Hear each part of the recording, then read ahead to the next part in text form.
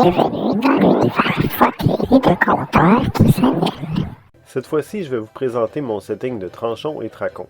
J'ai connu ce jeu génial grâce à François Letarte de la chaîne JDR-D30 et ça m'a inspiré pour créer un univers où mes enfants pourraient jouer n'importe quoi, que ce soit un magicien cyborg ou un requin-garou pirate. Mon jeu principal à l'époque de la création de cet univers était le Old World of Darkness. J'ai donc pensé, dans mon trip chaotique qui adore le crossover, à utiliser le Near Dreaming de la ville de Montréal comme setting pour TNT. Mon ami Taquet de la Broche m'a dessiné une carte selon mes spécificités. En somme, c'est un univers qui a été rêvé par les Amérindiens, puis modifié par l'arrivée des colons, teinté par leurs rêves et leurs légendes, mais aussi teinté par ce qui se passe dans l'Open World depuis ce temps. Les dimensions de l'île sont semblables, mais la majorité de celle-ci est encore boisée. La ville est entourée d'une haute palissade pour protéger les citoyens des menaces de la forêt. Des carcajous, des gobelins, des ours-hiboux et toutes sortes de créatures fantastiques. Il y a aussi quelques tribus d'Amérindiens hurons. Vers l'ouest, il y a des envahisseurs iroquois et anglais. La bâtisse des francs-maçons, à Montréal, est la tour de sorcellerie de Ville-Marie dans le Near Dreaming.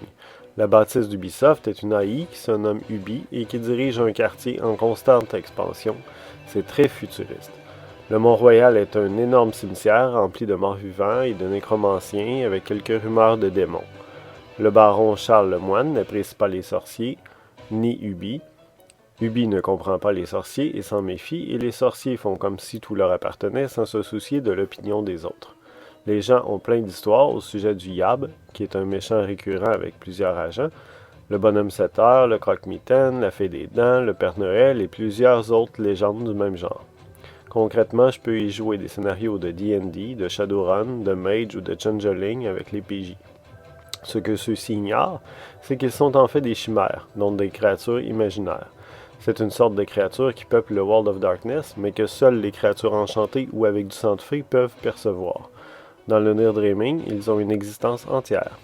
Techniquement, les joueurs pourraient jouer des vampires, désolé François, même à TNT c'est possible, mais ceux-ci seraient soumis aux paramètres de TNT et non de vampires de Masquerade. Ils n'auraient donc pas de clan et ressembleraient probablement plus à des Dracula. Finalement, ça permet aux joueurs de jouer presque n'importe quoi, mais je suis conséquent avec leur choix. S'ils ressemblent à des loups-garous sorciers, ils vont devoir se cacher sous une grande cape, sauf à la tour de sorcellerie ou en forêt. Ou s'ils veulent jouer un Terminator, ils vont probablement rester dans le quartier d'Ubi ou dans la forêt. Pauvres humains sans XP, you will be assimilated. Si vous acceptez votre assimilation, ajoutez-vous 5 XP. Sinon, les migos vous dévorent dans d'horribles souffrances.